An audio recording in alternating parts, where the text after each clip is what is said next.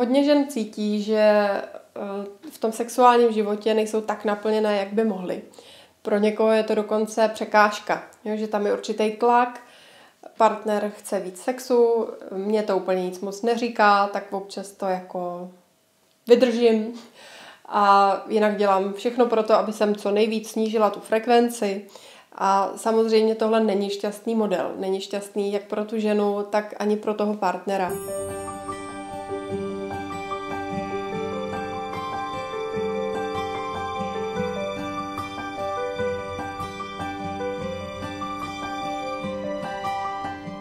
Proto je zajímavý hledat způsoby, jak nastartovat tu tělesnou lásku a vášeň tak, aby byla zajímavá pro oba.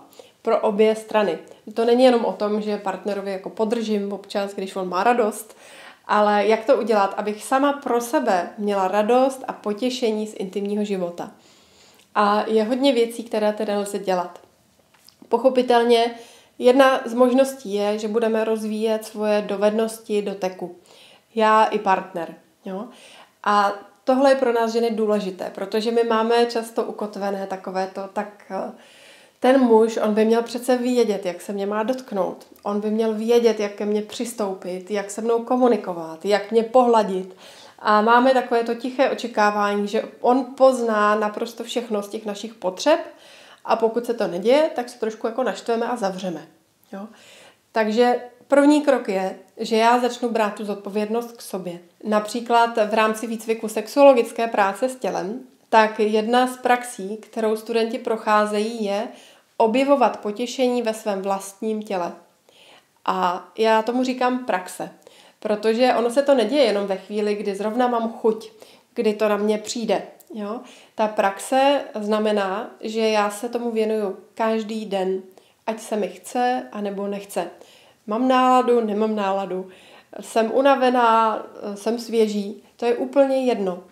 A v podstatě ta praxe spočívá v tom, že já z jakéhokoliv rozpoložení, i z nechuti a z únavy, se té praxi věnuju.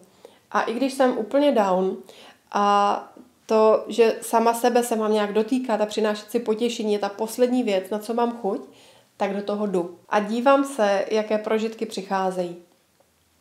V podstatě stejným způsobem my přistupujeme často ke sportu nebo k výuce angličtiny, že neřešíme, jestli zrovna máme chuť jít na tu hodinu, ať už je to lekce tenisu nebo lekce nějakého jazyka, ale věnujeme se tomu, protože chceme dělat pokroky.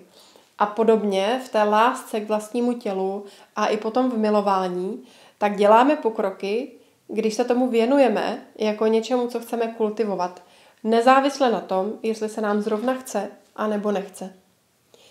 A ten první krok je, že já začnu poznávat sama sebe a svoje potěšení. Co to je?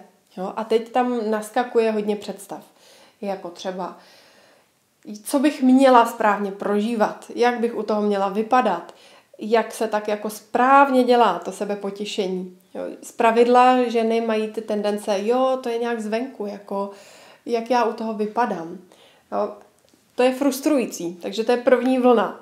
Pak, když už je to hodně frustrující a já jsem to pořád nevzdala, tak jdu teda OK, tak kašlu na to a co teda mě zajímá. Jo? Už to nedělám proto, jako jak bych měla vypadat, ale co je ta pravda v mém těle.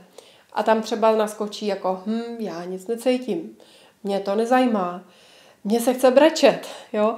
A vlastně se začnou objevovat ty překážky, proč už nemáme teď tak potěšivý intimní život, jak bychom si přáli. A to se odplaví. Jo.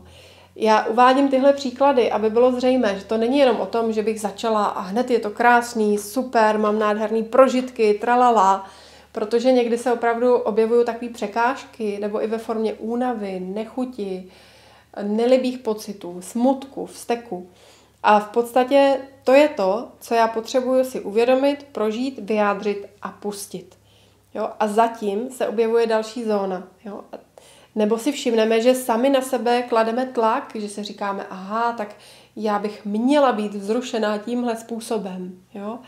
Ale třeba jsme v jiný náladě a potřebujeme se jenom tak jako hýčkat a vůbec nejít do takového toho napětí, jako do té žávosti sexuality. No a když se tímhle způsobem vlastně seznámím se sebou sama, tak na základě toho prožitku vlastního těla, vlastního potěšení, já mohu mnohem lépe komunikovat se svým partnerem o tom, co právě potřebuju, co mě dělá radost, co mě uvolňuje, co mě vzrušuje, co mi přináší rozkoš, na co teď mám náladu a na co nemám náladu. A pro muže je to úžasná pomůcka. Když jim žena řekne, jo, takhle ne, a je to vlastně v takové přátelské formě komunikace, takový jako navigace, tak pro muže je to velká úleva, že nemusí poznat a vycítit všechno, co by ta žena chtěla. Možná si teď říkáte, že to zní zajímavě, že by to stálo za pokus, a současně spolu s tím chci říct, že z mojí zkušenosti se téhle praxi, pokud tam není nějaká povinnost, věnuje tak 10, možná 20% lidí, i když mají k dispozici ty informace. A přitom transformace, která skrz to může přijít, je opravdu hodně silná.